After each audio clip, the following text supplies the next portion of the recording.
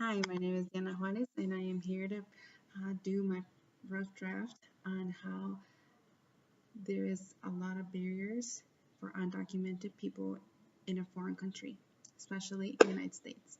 It is important to remember that it takes a very special type of person to leave the land of his or her birth and move to another country when they may not know the language, the territory, but trying to build a better life for themselves and their family. Like I said, the United States has been a long magnet for such people, a critical fact in the development of the distinctive American character since the very beginning. I personally would like to share that I do come from a migrant background. My parents brought my younger sister and I to this country when we were under the age of 6. I have personally seen and felt all the types of barriers that an undocumented person can go through. Fortunately, I have gained legal status in quotations, and because of it, I feel for those who still are finding themselves in a very risky position. As a student, it is extremely a big goal of them to succeed, but it makes it even harder when doors keep closing on them.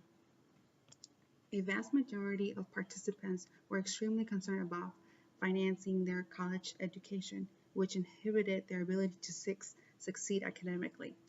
A study has pointed out that the vast majority, 90.3% of undocumented students, have a household annual income below $50,000. The College Board reported in a recent survey that a moderate college budget for an in-state public college average is $23,410. So how does a person coming from a $50,000 income annually can pay such high price for a higher end education? It's very, very hard. While a budget at a private college is average at $46,272, which is insane.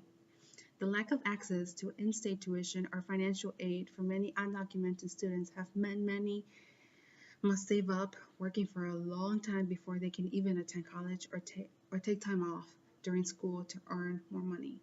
Fortunately, I worked and have worked double shifts sometimes, and it is tough. What I found very interesting during some research, a May study by the National Foundation for American Policy found that a high percentage of students excelling at a high level in science competitions are the children of immigrants. Meanwhile, the native born are busy getting degrees in ethnic, cultural, gender studies, and visual and performing arts, family and consumer science. In other fields, unlikely to provide well paying opportunities or just to add to the gross domestic product. The direct impact of immigrants is the only beginning of their contribution to society.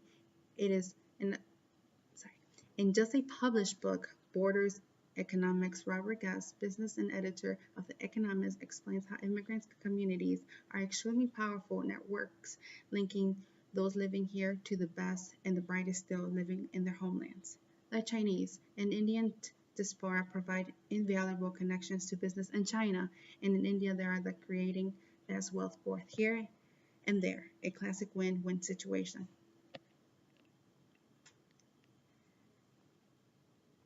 How it seems so hard to be in school, just imagine how harder it is just to live a daily life. For example, states like Alabama and Arizona have adapted policies designed to make them as hospitable to foreign as possible.